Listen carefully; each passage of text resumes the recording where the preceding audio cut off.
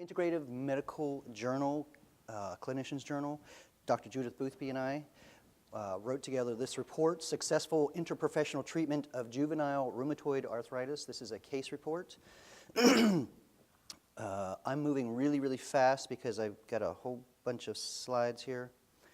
The abstract is basically a 9-year-old boy with severe juvenile rheumatoid arthritis who had been recommended for bilateral hip replacement, received treatment for more than 8 years from an interprofessional group of clinicians.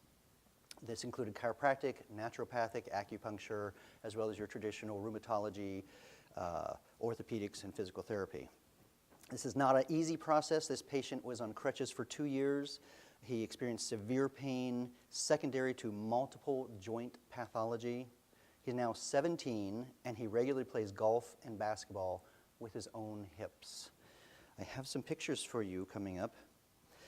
First of all, many children and their families have to face these decisions regarding joint replacement therapy.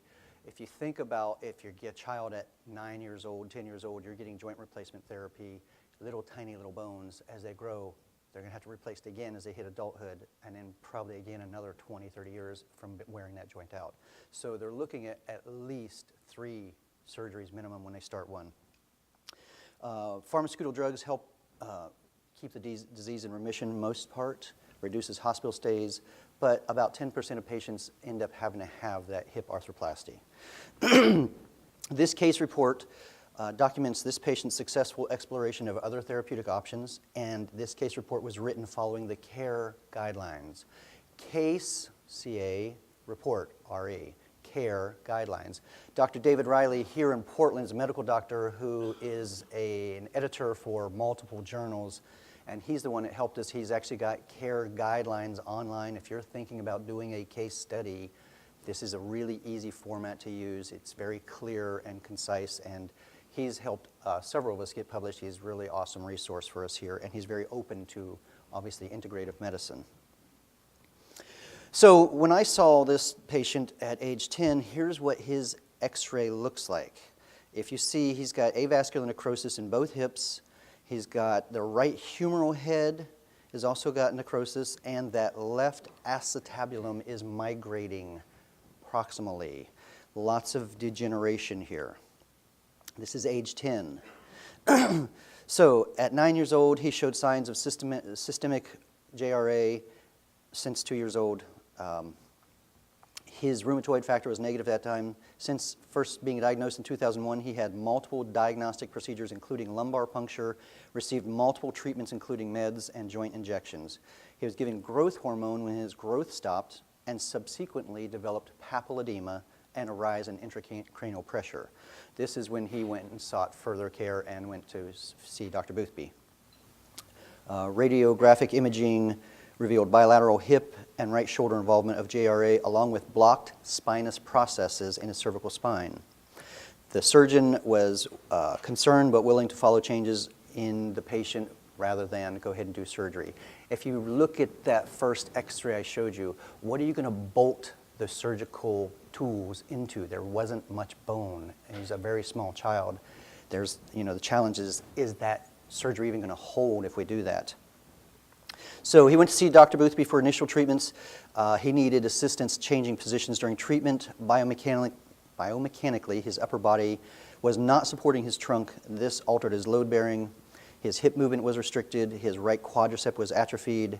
Initial treatment goals were to restore his breathing capacity and increase an awareness of and connection with his body. The treatments included specific tissue mobilizations to create differentiation between his muscles, nerves, joint capsules, and ribs. The way that I have seen and experienced Dr. Boothby perform her functional neurology is amazing. If you've not experienced it, it will blow your mind. I can't begin to tell you what she does, but it's really cool. Just talk to her.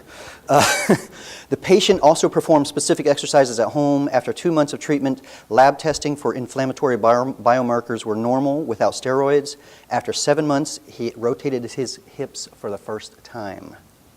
This unlocking of his hips created very severe pain in him, and so we brought in other physical therapy to help with that.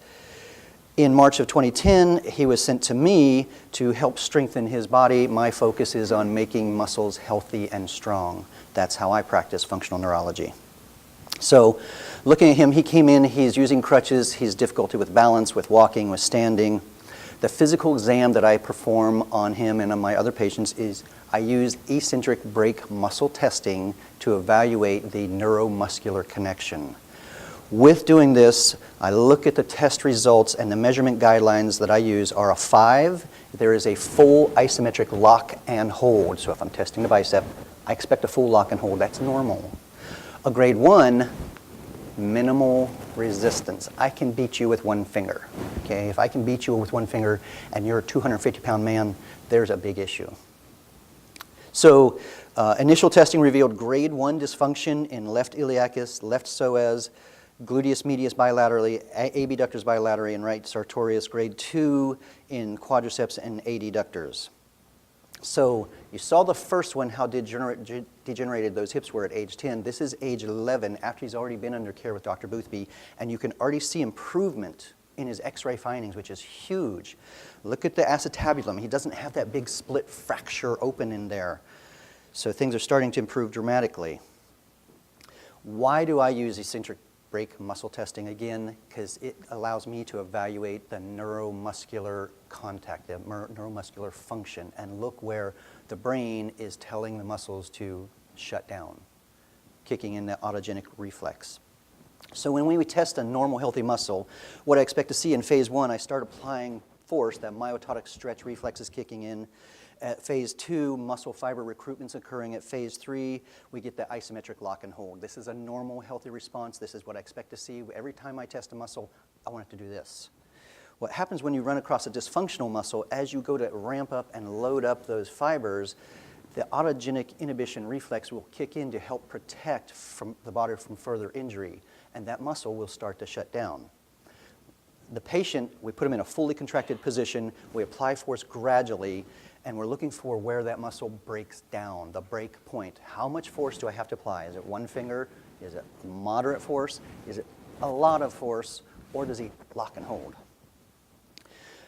In a dysfunctional muscle, the autogenic inhibition reflex gets triggered and will allow only a limited number of muscle fibers to perform work. This sharing of the workload prevents injury and can reveal muscle weakness and failure during loading. The autogenic inhibition reflex is an automatic feedback lengthening reaction that protects muscles against damage. It's a sudden relaxation of muscle fibers in response to an overloading force. Again, the body doesn't want more damage, and so it won't allow more than it can handle. And when you get past that point, that starts breaking down. Again, this is just that idea on that grading scale. These numbers are not scientifically documented. This is my concept of where we're at. If I can beat you with one finger, your relative power output in that muscle is probably 20% or less. Your muscle fibers are not functioning. About 80% of them are not functioning. So it breaks down with very slight force. On a 5, I've got strong isometric lock. I'm getting 90 to 100% of the muscle fibers are actually engaging and working. They're able to perform work. When I do muscle testing, one of the things I see is a lot of patients don't want to lose and they don't want to fail, so they will cheat. So if I'm testing that bicep and they start to fail, they might shift under the load to recruit other muscles. And so you've got to be very aware when you're muscle testing people of those shifts. The muscle test that I perform with this child, psoas, my muscle test may be a little different than you've experienced or seen or been taught. What I will tell you is come lay on my table, close your eyes, and tell me what muscle you feel when I muscle test you. This is how I test the psoas. Here's iliacus with a little internal rotation. Here's the sartorius. We'll come back. I've got a little video to show some of that for you. Chiropractic neuromuscular integration is the manipulations I performed. Basically, what I'm trying to do in my approach is stimulate the nerve proprioceptors in a positive way to eliminate that autogenic inhibition reflex. The techniques that I use, I have termed, everybody wants to know, well, what do you call it? I've called it Myotonic Facilitation technique. The interventions that I use were designed to support and encourage global function by addressing the hip joints and supporting musculature, lower extremities, and other areas of the body as needed. Procedures of myotonic facilitation technique, or the things I actually do, physically manipulations to the patient, include pin and stretch techniques, include press and hold techniques, and manual traction. All of these are done to patient tolerance. I'm not going to go in and create a lot more stress strain and make that patient guard. I want them to relax their treatments so that I can actually communicate with that brain clearer. So we're trying to correct motor control errors, which is either inappropriate firing sequence in the motors, in the muscles, or it's a reduced neural activation to those muscles. And I want to get that neural activation back to a normal tone, normal level. My main focus is going after the Golgi tendon organs, which are in the tendons, which are at your connection sites, the musculotendinous and osteotendinous junctions. If I negatively stimulate the GTOs, and again, I would love to have some research. I've contacted some colleges to do this. They say, hey, that's a great thing, but you don't have $1 million contract for us, and I got this over here to spend my time on with the government, so we don't have time for your research yet, unfortunately. But what I found is that negative stimulation of the GTOs causes muscle fibers to increase tension and guarding, and they get weaker. How do I negatively stimulate GTOs? I pull the tendon out of the bone. So if I'm looking at the insert of bicep, it would be pulling out from that insert. That's going to cause that muscle to go weak. Grinding, stroking, cross fiber moves typically are ones that are going to do that. So if I'm working with the massage therapist, I tell them, you want to use your grinding cross fiber stuff, do that first, and then come back and positively stimulate those GTOs by pushing into the insertion point at the osteotendinous junction. We want to make that connection more solid, better. When we do that, we can see muscle power output immediately change and improve. The line of drive is into the insertion point at the point of most tenderness and the angle of most tenderness, because that's where the strain and stress and injury are in that tissue. If you look at some of the pictures here, you can see the arrows I have on the quadratus lumborum as well as on the lat. Looking at that lat in the lower right-hand corner, you can see those black arrows going into the spinous process. The lat muscle runs obliquely down into the spinous processes. So if I find that lat is weak, I'm going to go check the spinous process and find the one that's most sensitive, and I'm going to push it in that line of drive or hold it in that line of drive. 3 to 5 seconds is about all it takes. I can come back and retest that lat, and it goes from weak to strong. If I didn't get enough, I may come back and recorrect it or look at some other issues that might be affecting that same area. Again, patient tolerance. I want the patient's body to accept this. If I'm jabbing away on this patient and they're going, ugh, I'm not going to get the response out of there I want. I want to do repetitive corrections to change the patient's muscle memory pattern. They walked in, their muscle memory pattern is guard and protect. I want those muscle fibers back to a slide and glide relationship. My correction on the psoas, I'm going to do some rotation. I'm going to contact at that lesser trochanter. I'm going to do some rotation of that thigh to stretch out and open up that ilio-psoas connection in there. This, by the way, should feel really, really great. The iliacus, I can actually go inside the pelvic rim, go in and do some press and hold. I can go in pin and have them do a little flexion extension of the hip as a way to correct this. On the sartorius, I'm going to traction and decompress that acetabulum. I want to decompress that joint to reset the neurology, take the stress out of there so the brain can reevaluate and update. If you remember the 9-year-old little boy, the hip, there's not very much bone mass. What do you think those ligaments are doing in there? How well are they going to hold? If I take that kid's hip and I go, yank! Oops, now I'm holding his leg in my hand. So this is not a high velocity traction force. This is a very gentle tug, hold, little wiggle. Just help decompress the joint. That's all I'm trying to do here. I'm going to try and load this video here if I can for you. If you can't get this, this is on YouTube, Dr. Todd Turnbull. I have a bunch of videos on here. Low back pain on the right side. Right. Some neurological distortion going down with numbness. Yep. And paresthesia in this foot, mostly in the bottom of the foot. Right. Okay, anything on the top side? Nope. And nothing in the lower leg? Occasional. Outside? Posterior. Posterior. Okay, posterior calf, anything in the upper thigh? No. Okay, and then just a little discomfort right posterior. There's a disc bulge into the lateral recess. Disc bulge on MRI? Yeah. At L4, L5? Right. Okay. I'm going to turn that in just a little bit to isolate that psoas. Hold, hold, hold, hold.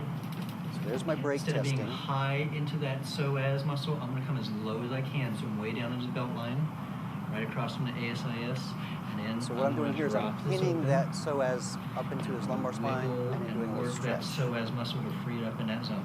Bring this hand And then way up here's that inside the rotational thigh. move I use. Okay, and then I'm going to Tractioning out internally iliacus rotate. and psoas with a little Just nudge. here, cavitation.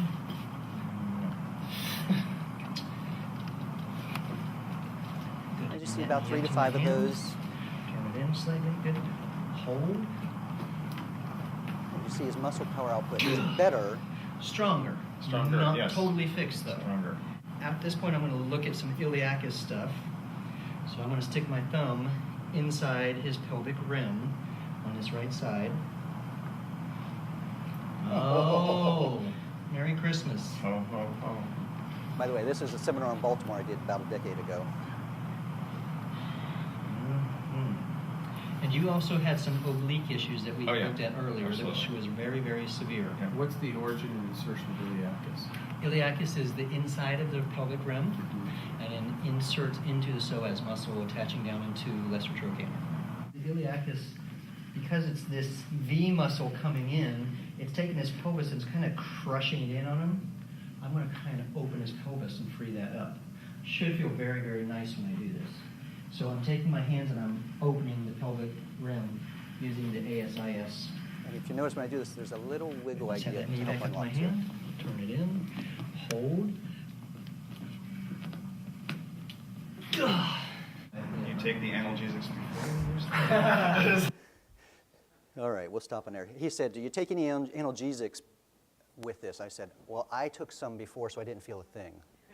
Anyways, pretty fun there. Okay, let's go. All right. Okay, so administration. I saw this child 1 to 2 times per month for 9 months. Treatment on the first visit addressed left foot pain, bilateral calf pain and weakness, bilateral hip flexor contracture. He's walking like this.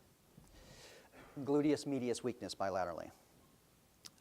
Follow-up and outcomes after 9 months. Hip and pelvic muscles had increased muscle power output and maintained pain-free ranges of motion, except after performing a moderate amount of activity. That's the only. So he was really good most of the time, unless he pushed himself, and then he would feel some discomfort.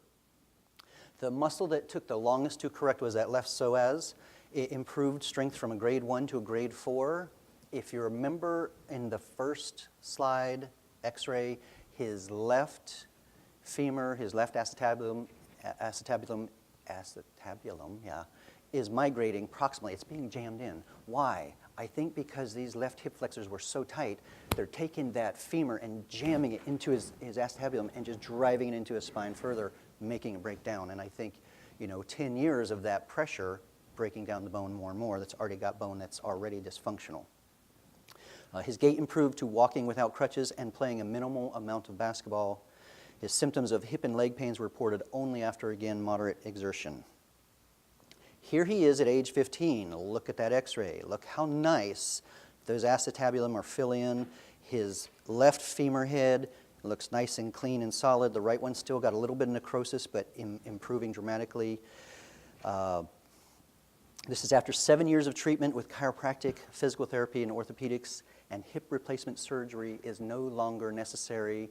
As far as Judy and I know, this is the only reported case of somebody with severe JRA not having surgery and their hips rebuilding. So we're really, really excited about having these pictures too. So the discussion, what was going on? What helped? What happened? Training and guidance. This young man got training on how to connect to his body, guidance, how to be aware, how to work it, how to use it. So this is what was required to shift the mechanical stresses in him while his joints are growing in the presence of significant weakness, poor coordination, and function in gait and activities of daily living. Research into interprofessional collaborative care with JRA patients is needed. It would be useful to minimize joint degeneration through the incorporation of biomechanical knowledge, chiropractic, and functional neurology, along with strategies for the treatment of fragile patients. And again, think about his hip joints as a young child, not a lot of bone mass, probably really weak ligaments, easy to be snapped. Fragile. We want to make sure when we work with fragile patients, we work at the level that's tolerable for them so we don't create more issues. So the conclusion is that normal healthy growth of the patient's bone structure was supported and encouraged by integrating multiple therapies. This gave the body the opportunity to reduce the inflammatory process, to increase the load-bearing capacity, and allow the body to heal itself. This picture you see is actually in my office, and Vivify Your Body is the motto I have in my office and my approach to patients. It's what really excites me about what I do. I take the brain and allow it to connect to the body so that the force, the power from the brain, the energy, communicating to the rest of the body allows that body to heal itself. That's what you guys do every day. You're chiropractors. This is what we work with. We work with the power of the body to help it heal and regenerate, and we have beautiful x-rays to see that the body can do that in a really cool way. Thank you.